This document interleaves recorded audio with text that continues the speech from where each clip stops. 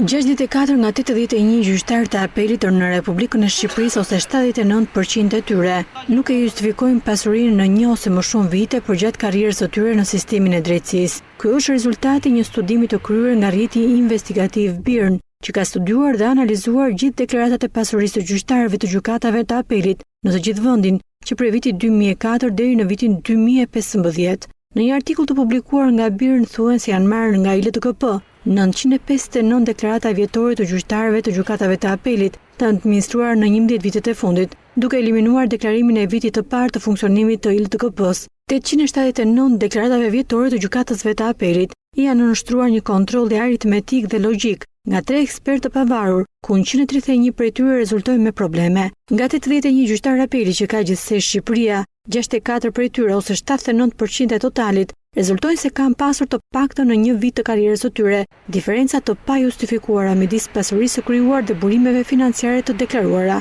Numri i gjyqtarëve që kanë rezultuar me probleme bazuar në të dhënat e vetë deklaruara rezulton se 16% e tyre në 10 vite deklarim të marra në shqyrtim kanë 4 deri në 6 deklarata me probleme, 31% e tyre kanë 2 deri në 3 deklarata me probleme dhe 53% e tyre kanë vetëm një deklaratë me probleme. Nga të gjithë gjyqtarët e apelit, deklaratat e të cilëve janë identifikuar me probleme, ILTKP gjatë dekadës së fundit ka baditur në prokurori vetëm 3 prej tyre, por këto padi janë hedhur poshtë nga gjykata dhe prokuroria.